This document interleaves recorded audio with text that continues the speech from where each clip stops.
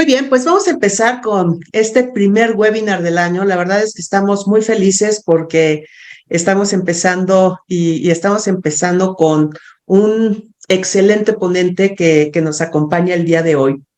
Hoy está con nosotros el doctor Ahmed Bentahar. El doctor Bentahar es Medical Science Liaison, Medical Scientific Affairs de Beckman Coulter. El doctor Ahmed es especialista en análisis clínicos, es patólogo, con ya más de 30 años de experiencia en el campo de la medicina laboratorial y además de la hematología.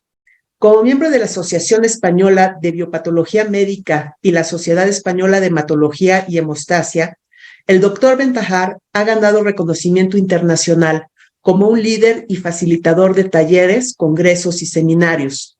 El doctor Bentahar recibió su grado médico grado de médico y doctorado de la Universidad de Lieja en Bélgica y tiene una maestría en manejo de la salud y liderazgo del Instituto Europeo de Salud y Bienestar Social en Madrid, España.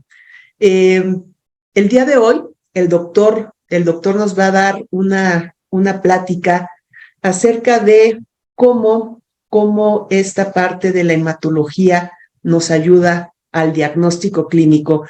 Y bueno, estamos muy felices de tenerlo, doctor Bentahar. Sin más preámbulo, vamos a iniciar con su presentación, que creo que nuestro público está muy interesado en escucharle. Entonces, muchas gracias por estar con nosotros y le cedo el micrófono.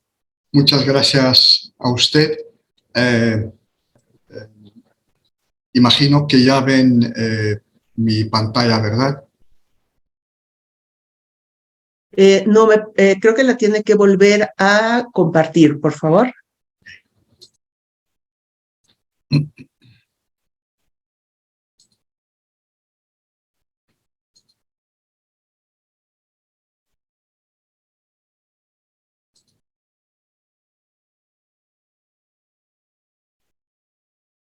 Aquí ya nada más en la parte superior hay que ponerle exacto. Ya estamos, ahora lo vemos.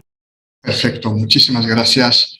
En primer lugar, quisiera agradecer a los laboratorios de análisis clínicos Olarte y ACLE que me hayan invitado a participar en esta excelente iniciativa de fortalecer la sinergia entre la parte de análisis clínicos o de patología clínica y la parte médica. Hace años que se está fomentando esta sinergia y puedo comentarles que el profesor Mario Plevani del Hospital Universitario de Padova en Italia, que es también el jefe del servicio de patología clínica en ese hospital, es uno de los grandes abogados de esta mayor colaboración entre la parte clínica, digamos, y la parte de patología clínica o de análisis clínicos. Yo personalmente también, evidentemente, soy adepto de esa tendencia porque creo que, en definitiva, va a ser en beneficio del paciente y es lo que todos nosotros anhelamos más que cualquier otra cosa. Entonces, la agenda de hoy que quisiera compartir con ustedes es la siguiente. En primer lugar, quisiera compartir con ustedes la importancia del informe interpretado que el laboratorio les provee cada vez que se lleva a cabo el análisis de una sangre periférica y que para sacar el máximo provecho de la validación y de la valoración de los resultados que se obtienen, el personal cualificado del laboratorio lleva a cabo un análisis de los datos cuantitativos, de los datos cualitativos, de los histogramas y diagramas de dispersión, para, si fuese necesario, a posteriori, analizar ya el frotis de sangre a través de un sistema de digitalización de imágenes celulares o a través, en definitiva, del microscopio de sobremesa si fuese necesario para corroborar los resultados de la preclasificación celular.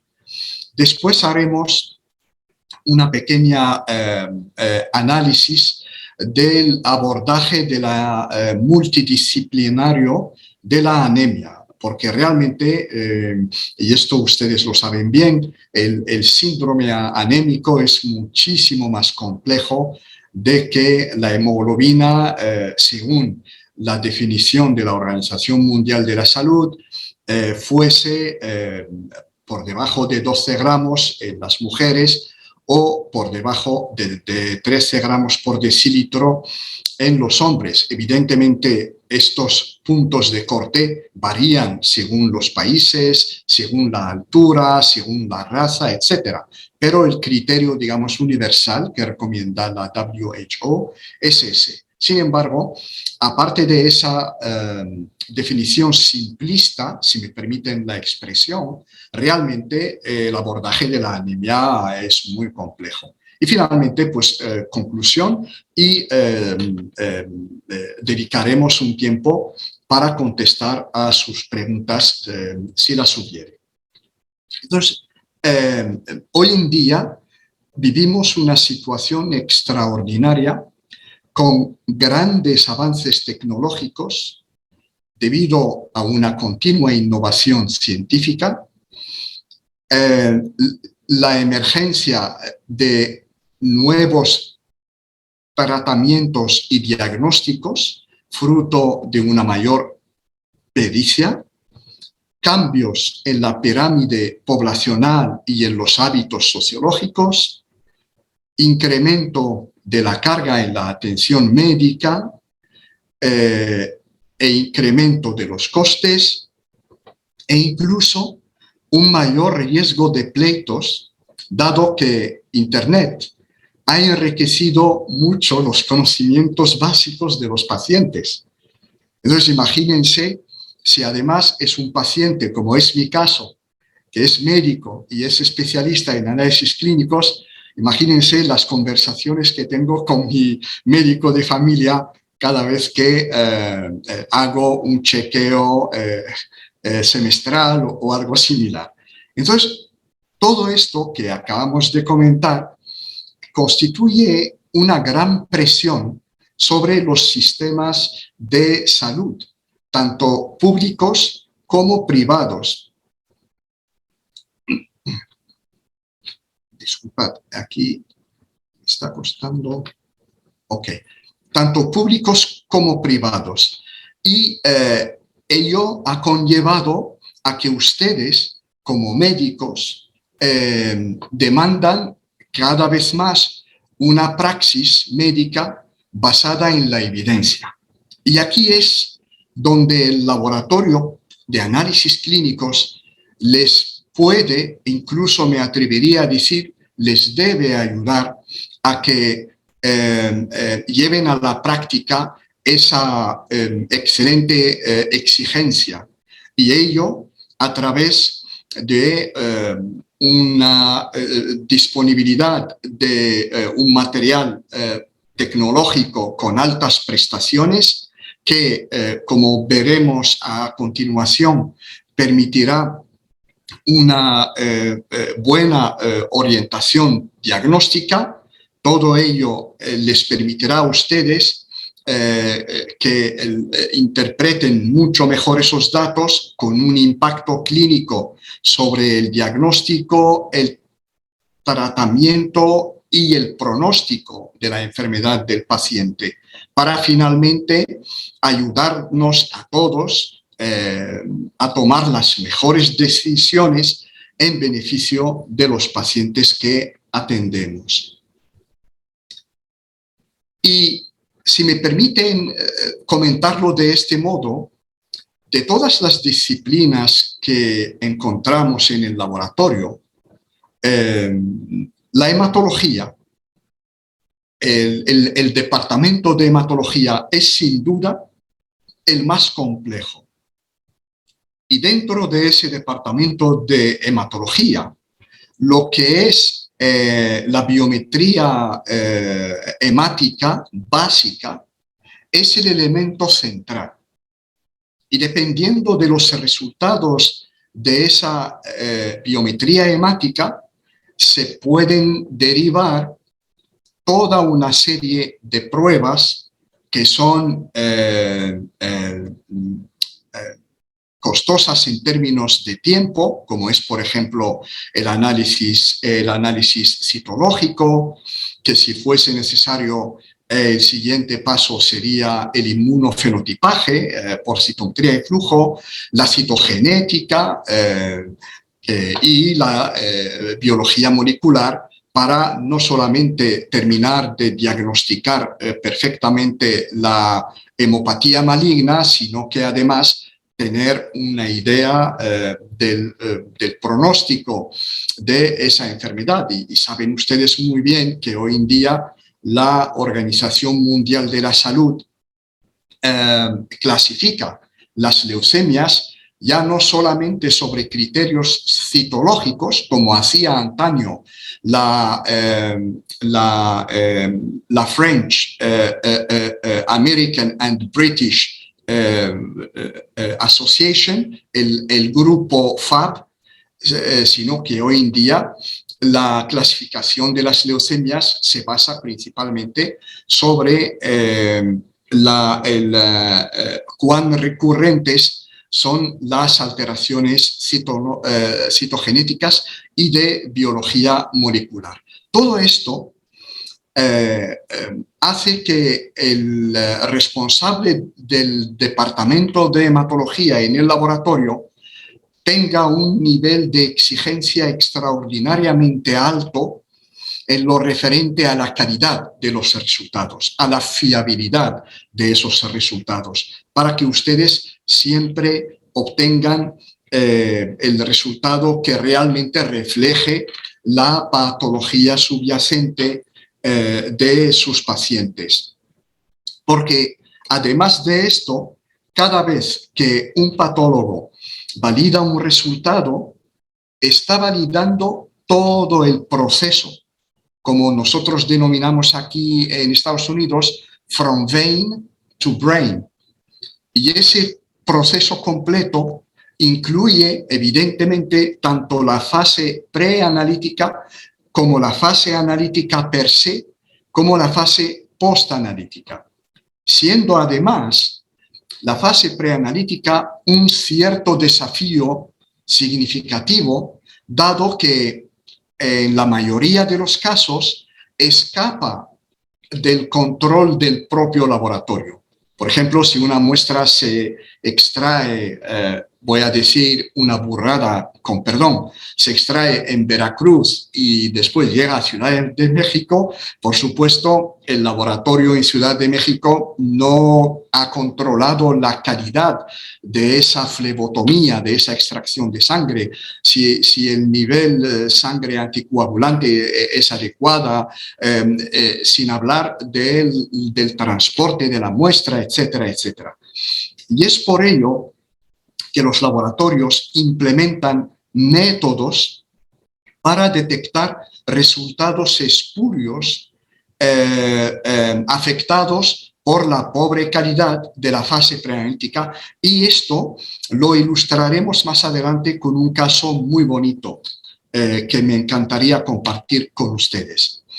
Y como decía al principio de esta presentación, la mayor complejidad en la validación de los resultados de la biometría hemática se debe a la necesidad de valorar toda una panoplia de datos, que incluyen datos numéricos, como ustedes ven aquí, en los cuales, por ejemplo, conviene detectar los valores críticos, como definen Gerald Cost y Kenneth Emancipator en una publicación interesantísima sobre ¿Qué es la definición de un valor crítico? Pues cada vez que el laboratorio detecta que un paciente tiene ese valor crítico, tanto por ejemplo de la hemoglobina como de las plaquetas, como de los neutrófilos, en número absoluto, debe, y seguramente que los laboratorios todos ya lo están haciendo, debe informar inmediatamente al médico para que le preste la especial atención que se merece ese paciente. Entonces, aquí lo que ven ustedes son parámetros que nosotros denominamos de diagnóstico in vitro, es decir, que son parámetros que tanto la regulación del Estado del país, de México, como por ejemplo la regulación de Estados Unidos, que es la FDA, pues solo permiten que se informen a los clínicos de los parámetros que son considerados de diagnóstico in vitro. Además de estos parámetros, se deben valorar las alarmas, si las hubiere, que se ubicarían en esta área, y ya veremos algún caso, y también el laboratorio, para una mejor valoración y validación de resultado, valora tanto los histogramas como lo que denominamos el diagrama de dispersión, que es la clasificación normalmente en un sujeto sano de las 5 subpoblaciones leucocitarias que ustedes conocen muy bien, que son los linfocitos, monocitos, neutrófilos, eosinófilos y los basófilos. Y por si fuera poco, el sistema pone a disposición de los analistas en el laboratorio de lo que denominamos parámetros de investigación. Estos parámetros de investigación son para uso exclusivo interno del laboratorio. No son para informar al clínico ni al paciente porque no lo permite las regulaciones del laboratorio. Y aportan dentro del laboratorio datos útiles que ayudan a optimizar la validación de los resultados o incluso, como por ejemplo hacen algunos laboratorios en los hospitales, incluso ampliar alguna prueba que no se había solicitado previamente para de esta forma como anticipar al siguiente paso del clínico y ayudarle a que tenga una fotografía, una imagen más integral del posible diagnóstico diferencial. Y como ven, esos parámetros de investigación pues existen para lo que denominamos el recuento de sangre total, como también para el diferencial leucocitario, el perfil de reticulocitos. Aquí, como ven, destaco principalmente este parámetro de investigación que ha demostrado ser muy útil, por ejemplo, para detectar la presencia de esferocitos en sangre periférica. Comentaremos un caso muy interesante a posteriori. Este parámetro se llama el volumen medio de células esferificadas, pero es un parámetro, como les acabo de mencionar, que es de investigación y es solo de uso interno en el laboratorio. Y finalmente, incluso en el caso de los líquidos biológicos, también el laboratorio dispone de parámetros de investigación. Dicho esto, permítanme entonces compartir con ustedes algunos casos concretos para ilustrar de lo que he hablado hasta ahora. Y empezaré por los métodos de los que disponen dentro del laboratorio de hematología para detectar resultados espurios, para no informarles a ustedes con resultados falsamente positivos o, peor aún, falsamente negativos. Y empezamos por un parámetro vital, como es la hemoglobina, y donde siempre, y aquí permítanme muy brevemente comentarles una anécdota. Tuve una conversación en Madrid con un oncólogo del Hospital Universitario Gregorio Marañón, Y estábamos comentando precisamente sobre esa sinergia entre el laboratorio y la parte clínica. Y recuerdo que ese oncólogo me decía, ¿sabe, doctor Bentajad? Cuando yo estoy tratando mis pacientes con quimio, radioterapia, me preocupa tanto la respuesta de esos pacientes a esa quimio y o radioterapia, como me preocupa la exactitud de la medición de la hemoglobina que yo recibo del laboratorio. Y yo le pregunté, ¿y por qué es eso? Me dijo, mire, simplemente porque para mí la hemoglobina es calidad de vida de mis pacientes. Porque un paciente que además de sufrir de su cáncer, el que fuere, si además sufre de una anemia severa, su calidad de vida se deteriora significativamente.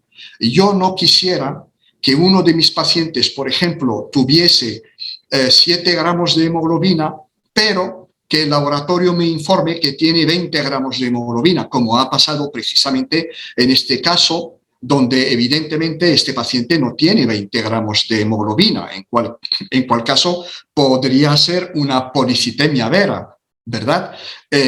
Pero este paciente lo que tenía es una hiperlipemia, no una policistemia vera. Y fíjense el colesterol y la concentración de triglicéridos que tenía este paciente, y fíjense el plasma completamente queloso. Este es un caso real del Hospital Ramón y Cajal en Madrid. Por eso ven aquí todo esto en español en vez de en inglés. Y lo que hicieron en aquel hospital ha sido pipetear este sobrenadante de concentrado de lípidos, por decirlo de alguna manera, y reemplazarlo con el mismo volumen de diluyente o de suero fisiológico. Los dos son válidos. Volvieron a procesar la muestra y esta es una hemoglobina que es más cercana de lo que el paciente tiene. Entonces, el laboratorio dispone de una alarma que además todos los laboratorios la utilizan, que permite efectivamente detectar esta hemoglobina falsamente alta o falsamente normal si el paciente estuviese sufriendo de una anemia severa. Hay incluso autores que recomiendan un pequeño algoritmo para incluso calcular la hemoglobina que se acercaría más a la realidad, y en este caso sería una hemoglobina de 13,6 gramos por decilitro aplicando esta fórmula del doctor Kalash. Entonces, eso es lo relativo a la hemoglobina, pero también evidentemente, como ya comenté, el diagrama de dispersión es otra alarma importantísima, aparte de la alarma, como ven aquí, de sospecha de dispersión izquierda, de granocitos inmaduros, blastos en la zona de neutrófilos, pero fíjense en la fórmula leucocitaria, es aparentemente anodina, aparte de una monocitosis en porcentaje de un 13%, pero en valor absoluto es de 950 monocitos. Está por debajo del punto de corte de la WHO, de la Organización Mundial de la Salud, para que eso se empiece a sospechar una leucemia mielomonocítica crónica, que es, como saben ustedes, un punto de corte mayor de 1000 monocitos por microlitro. Sin embargo, si se fijan en el diagrama de dispersión, pues es completamente anómalo, y esto ayuda al laboratorio a detectar esa alteración significativa y a investigar más adelante lo que podría ser la causa de esa distribución anómala. Y lo mismo, por ejemplo, aplicaría para las plaquetas, y ya que hemos comentado los valores críticos, saben bien ustedes que en el caso de las plaquetas el valor crítico es cuando hay por debajo de 20.000 plaquetas por microlitro.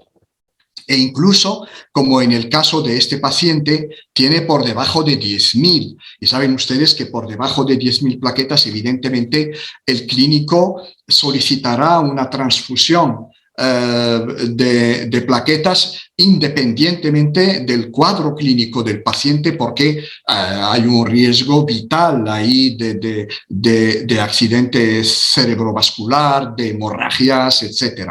Entonces, en este caso, fíjense que aparte de la alarma de plaquetas gigantes, de la trombocitopenia crítica, pero también el diagrama de dispersión permite al laboratorio sospechar seriamente de una muy abundante presencia de plaquetas gigantes, en cual caso, por supuesto, irían al laboratorio. Y ya que han visto ustedes estos pocos casos, ahora ven cuán fácil es, una vez que sabemos que este sería el patrón de una distribución de subpoblaciones leucocitarias en un sujeto sano, y fíjense cómo en comparación con este patrón, cómo las alteraciones de las distribuciones son verdaderamente significativas, hasta tal punto que yo conozco laboratorios donde con simplemente ver, por ejemplo, este caso que estoy señalando ahora mismo, con simplemente ver esta distribución con esta altísima basofilia, ya inmediatamente piensan en un síndrome mieloproliferativo crónico, como ha sido el caso aquí de una leucemia mieloide crónica. Y estas alteraciones, como he comentado, se deben a que hay una presencia de células anormales en sangre periférica, y es esa morfología de esas células anormales la que produce esa alteración en la distribución de las subpoblaciones en el diagrama de dispersión. Y eso motiva una verificación al microscopio, y es lo que hacen como siguiente paso en la validación del resultado en los laboratorios. Y entonces llevan a cabo esa verificación o utilizando un sistema de digitalización de imágenes celulares que presenta una preclasificación de las células, que cuando el responsable del citólogo está de acuerdo con esa preclasificación, la valida. Si no está de acuerdo, puede corregir en el sistema la distribución, o incluso puede recurrir al microscopio de toda la vida, diríamos, para observar mejor o tener esa visión de contexto de la distribución de las células ya en un campo entero, y no la presentación de células individuales.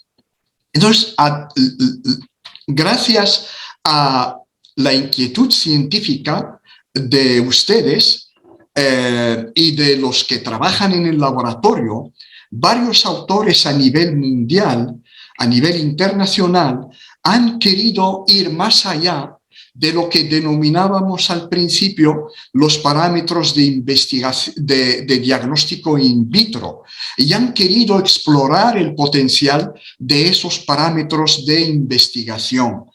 Y entonces han publicado muchísimos artículos en la literatura científica demostrando la utilidad de esos parámetros, por ejemplo, para diferenciar entre una infección si es de origen bacteriana o de origen vírica, para posibilidad de detectar el riesgo de desarrollar la sepsis, de detectar o hacer un screening de síndromes mielodisplásicos. Incluso un autor ha publicado el uso de los parámetros de investigación como ayuda a detectar casos de leucemia aguda promielocítica, porque como saben ustedes, esta leucemia aguda promielocítica es una serie amenaza vital para el paciente, dado el altísimo riesgo. Hay autores que hablan de más del 90% de estos pacientes que sin tratamiento desarrollan una coagulación intravascular diseminada, mientras que el tratamiento, que es extraordinariamente eficaz, evita inmediatamente el ATRA, el All Trans retinoic acid, evita el desarrollo de esa coagulación intravascular diseminada. Y en cuanto a la serie roja, también han demostrado muchas utilidades, como por ejemplo detección de malaria o de infección por el virus del dengue, detectar esferocitos en sangre periférica e incluso detectar. Hay una ubicación de las células plasmáticas en los mielomas múltiples leucemizados que también permiten al laboratorio decir, hey, cuidado, aquí puede que este paciente tenga células plasmáticas en la sangre periférica e ir al microscopio para corroborar esa sospecha. Todo esto ya está publicado en la literatura científica. No obstante, como saben ustedes, hoy en día ya se va incluso más allá de los parámetros de investigación. Y hoy en día ya hay autores que están introduciendo la inteligencia artificial y el machine learning algorithms en los resultados del laboratorio, incluyendo evidentemente los parámetros de investigación, para mejorar la capacidad del sistema, por ejemplo, como en este caso de un excelente estudio publicado en un gran laboratorio en España, donde la autora, la doctora Vigorra, utilizando la inteligencia artificial, ha podido mejorar significativamente la sensibilidad y especificidad para el diagnóstico diferencial entre linfocitosis reactivas, como por ejemplo en el caso de una infección viral, de las linfocitosis de un síndrome linfoproliferativo crónico o un linfoma. Y esto es extraordinario. Hay otro grupo, como por ejemplo aquí del Hospital 12 de Octubre en Madrid, donde también han desarrollado un algoritmo que utiliza inteligencia artificial y machine learning algorithm, que es parte, como saben ustedes, de lo que denominamos inteligencia artificial, para diferenciar entre un paciente que tiene una infección viral por el SARS-CoV-2 de un paciente que tiene una infección viral influenza. Y fíjense, con una excelente sensibilidad, especificidad, valor predictivo positivo y valor predictivo negativo. Entonces, esto es, sin lugar a dudas, yo diría que es ya el presente, pero cuya generalización de uso en los laboratorios será, sin lugar a dudas, yo no tengo la más mínima duda que de aquí a pocos años todos los laboratorios introducirán la inteligencia artificial. Y fíjense que incluso el Departamento de Defensa de los Estados Unidos anima a que las compañías de diagnóstico empiecen también a introducir la inteligencia artificial para mejorar la sensibilidad y especificidad, valor predictivo positivo y valor predictivo negativo para detectar enfermedades serias, como por ejemplo en este caso Beckman Coulter ha recibido en el año 2019 esta financiación de casi $8 millones para investigar la complementariedad entre los parámetros del analizador y la inteligencia artificial. Entonces, eso ha sido en lo relativo a la fórmula leucocitaria. Ya para terminar, quisiera compartir con ustedes el abordaje multidisciplinario del síndrome anémico. Y como saben ustedes, los grandes laboratorios privados a veces incluso tienen una ventaja sobre los hospitales universitarios. Y esa ventaja es que tienen a mano todas las disciplinas que permiten esa mejor valoración de la anemia. Tienen a mano la hematología, la bioquímica, la inmunoquímica, y eso les permite con gran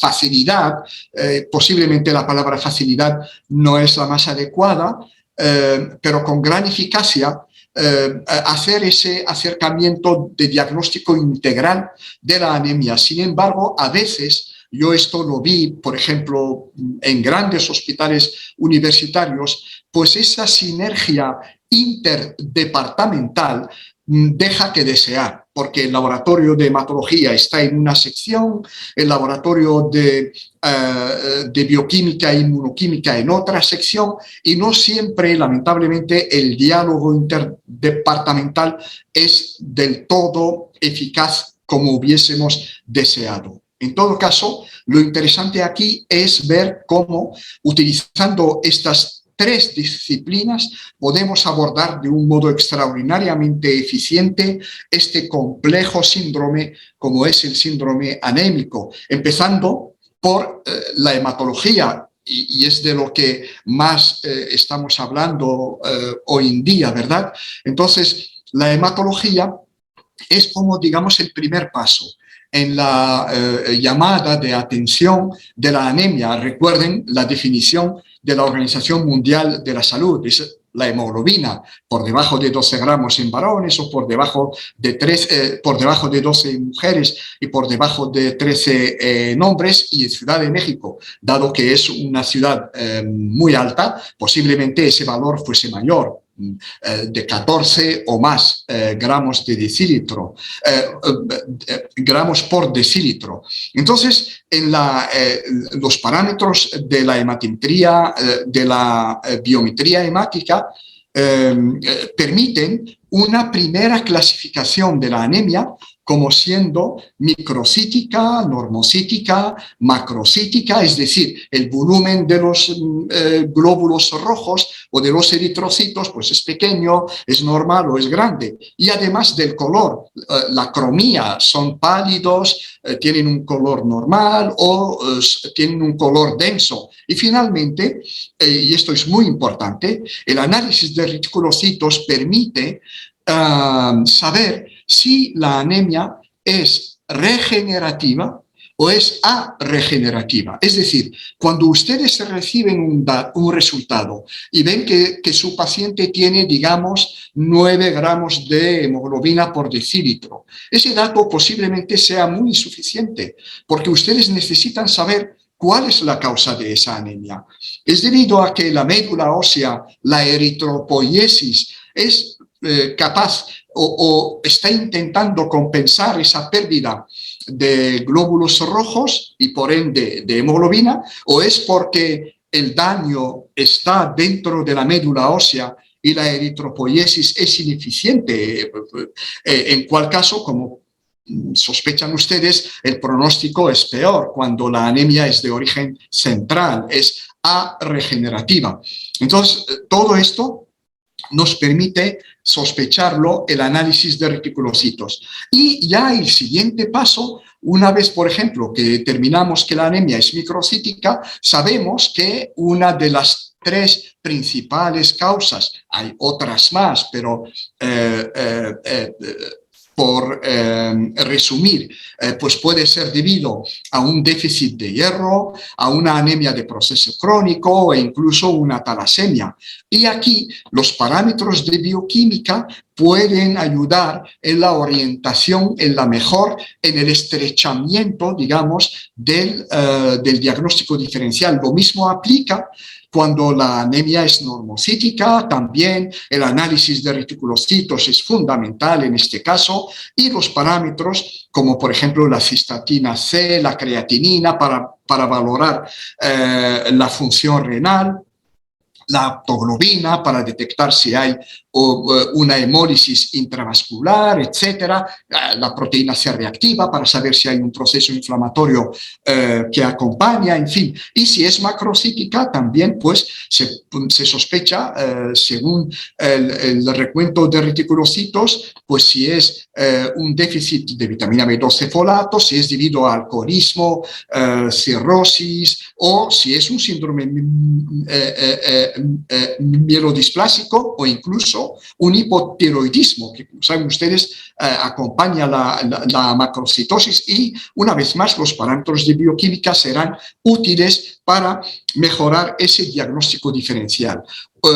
más allá de los parámetros de bioquímica, evidentemente los parámetros de inmunoquímica también son de gran valor y de gran ayuda. Por ejemplo, en el caso de anemias microcíticas, la ferritina es fundamental para valorar los depósitos de hierro del paciente, y como pruebas especiales se podría solicitar el receptor soluble de la transferrina, la interleuquina 6. En el caso de una anemia normocítica, la eritropoyetina es de gran ayuda, y en el caso de la macrocítica, evidentemente, la vitamina B12, el folato y el anticuerpo antifactor intrínseco aportan mucho valor y ayudan al clínico a el mejor diagnóstico diferencial y, por ende, al mejor tratamiento de esa anemia, porque, como saben ustedes, la anemia no es una enfermedad per se, es un síndrome, es un síntoma, y lo que hay que curar, por supuesto, es la causa subyacente, que es la que permitirá finalmente acabar con la anemia.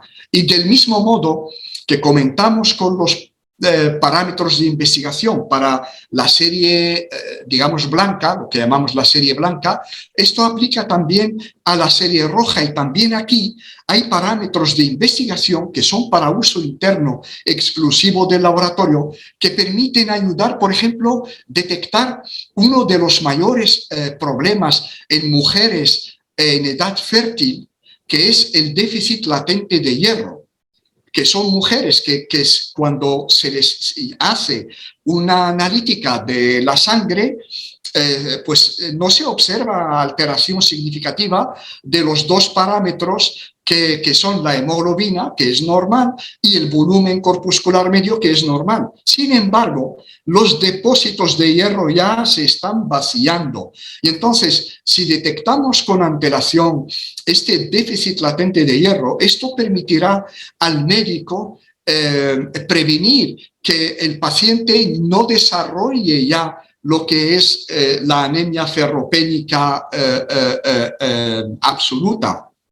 Y eso con un parámetro de investigación que llamamos el factor de anemia microcítica, que es, una vez más, y perdonen que insiste en ello, que es para uso exclusivamente interno del laboratorio, y el laboratorio, cuando vea una alteración de este parámetro, pues sospechará, incluso podrá, si acaso, o sugerir al médico que solicite la ferritina, o, como pasa en algunos laboratorios universitarios, ellos mismos llevan a cabo esa analítica. Y lo mismo también para la anemia de insuficiencia renal. Saben que la medición de eritropoyetina, en este caso, es importante, pero también es importante detectar en este caso de pacientes que sufren una insuficiencia renal, sobre todo aquellos que están en hemodiálisis. Es muy importante detectar déficit funcional de hierro. Y en este caso, al revés que en el déficit latente de hierro que comentamos antes, en este caso los depósitos de hierro son pletóricos. Los macrófagos, los hepatocitos están llenos de hierro, pero el problema es que el paciente no puede movilizar ese hierro porque hay una molécula, que es la epsilina, que impide que ese hierro pueda estar disponible para la médula ósea, para que la médula ósea empiece a producir hematíes normales. Y son estos parámetros, como es la densidad baja de hemoglobina, la low hemoglobin density, y el red blood cell size factor. Y una vez más, todos estos parámetros que ustedes ven con una arroba delante son parámetros para investigación, y el laboratorio podría también sospechar y ayudar en la orientación diagnóstica. Y finalmente, lo que comentamos, la posibilidad de detectar esferocitos en sangre periférica, independientemente, como es el caso aquí, es porque es una esferocitosis hereditaria, pero también se detectarían esos esferocitos si es debido a una anemia hemolítica autoinmune, que como saben ustedes, en esos casos también aparecen esferocitos en sangre periférica.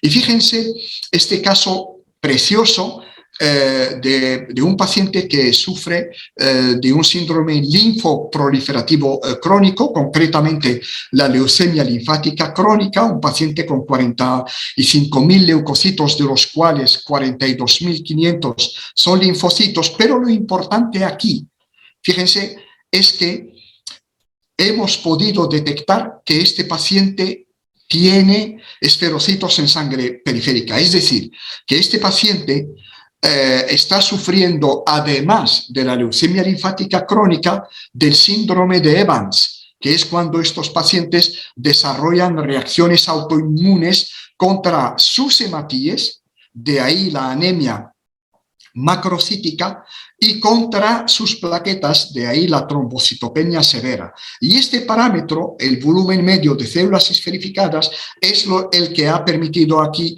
sospechar la presencia de esferocitos, corroborar al microscopio e informar.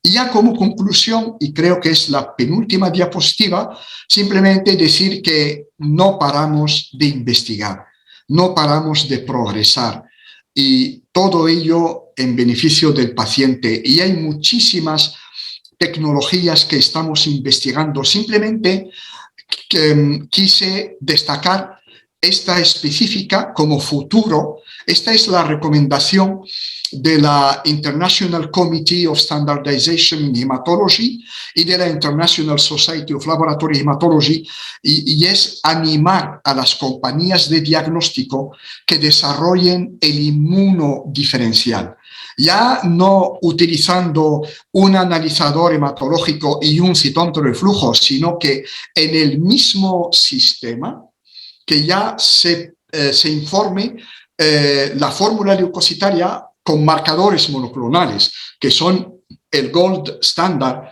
para la máxima exactitud de la fórmula. No se extrañen ustedes que en pocos años ya los laboratorios empiecen a utilizar el inmunodiferencial. Y concluyo con esta cita del doctor Stephen Croft, que yo comparto absolutamente, y es que el personal del laboratorio, los analistas, no son solamente proveedores de números o de datos, sino que fomentamos cada vez más esa sinergia entre el laboratorio y el clínico. Y con esto termino la presentación, agradeciendo enormemente su amabilidad por atender esta ponencia tan tarde y por su paciencia, y quedo a su disponibilidad para preguntas. Muy bien, muchas gracias, doctor. Definitivamente una plática muy, muy interesante que abre un panorama muy amplio de todo lo que puede aportar el laboratorio clínico al diagnóstico. Tengo aquí algunas preguntas. La primera es, nos plantean un caso, una muestra en tubo lila, moradito, que ha sido centrifugado. ¿Es viable todavía para realizar la biometría hemática y qué parámetros afectaría? Yo lo desaconsejaría total y absolutamente. Una vez centrifugada una muestra, hay un deterioro significativo de casi todas las células que han sido sometidas a esa agresión que es la centrifugación. Yo no recomendaría en absoluto utilizar resultados de una muestra centrifugada. Muy bien, muchas gracias, doctor. Tenemos otra pregunta. Nos están diciendo, buenas noches, ¿por qué en hígado graso el hierro es bajo si la captación es normal? si la captación de hierro o la captación de... Sí, la captación de hierro, sí nos dice, ¿por qué el hígado graso, el hierro es bajo si la captación de hierro es normal? Bueno, la verdad, no, hasta donde yo sé, Ok, no solamente el hígado graso en sí mismo es el que causa esa ferropenia. Posiblemente ese hígado graso está acompañando otras, digamos, otras enfermedades o inflamatorias que podría ser lo más probable, en cual caso, efectivamente, como he comentado, cuando hay un proceso inflamatorio, el hígado aumenta la producción de hepcidina y la hepcidina interfiere con la liberación del hierro de los macrófagos y de los hepatocitos. Y eso es lo que produce esa ferropenia, pero que no se debe a una pérdida de sangre o a una ingesta inadecuada de hierro, sino que se debe a una secuestración del hierro. excelente, doctor, muchas gracias. Tenemos acá en el chat varias felicitaciones por su ponencia. Y Muchas bueno, de mi parte, por acá nos están comentando que la hematología es una gran ciencia. Muchas gracias. Me parece que así lo es. Siempre he pensado que muchas personas que no somos clínicas, quizás que no estamos en esta parte, pensamos cuando nos mandan a hacer una biometría hemática que es un estudio muy sencillo. Y yo siempre les digo, sabes que es como la foto de tu sangre y tu sangre tiene muchísimas, muchísimas cosas que decir de ti y de cómo está tu estado de salud, de cómo está funcionando tu organismo. Parecería un estudio sencillo, pero la verdad es que me parece que es algo que nos da mucha luz de muchísimas cosas y que definitivamente a los médicos, a los clínicos, híjole, les puede dar muchas cosas.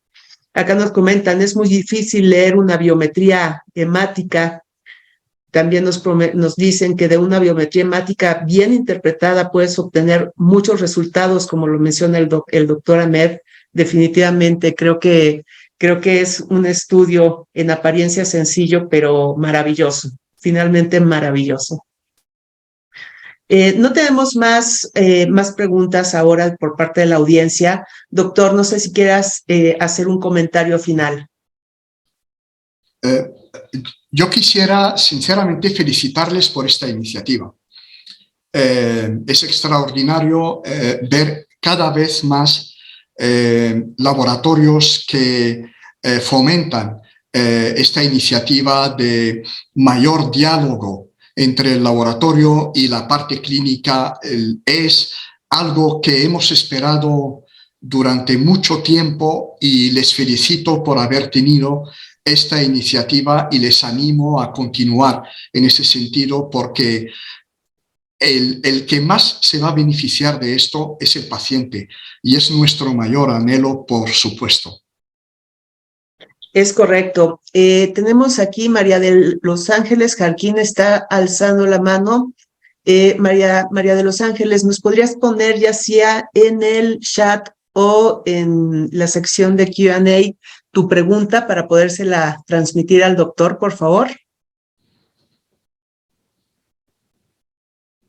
O si gustas, a ver, déjame ver si puedo darte el micrófono.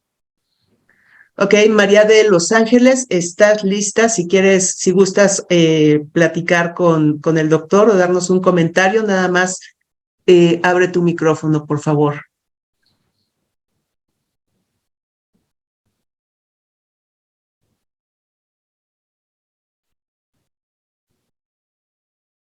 Ok, creo que no lo estamos logrando. Si gustas, podemos escribir en el chat y yo con todo gusto puedo hacer la interlocutora para expresar aquí con el doctor.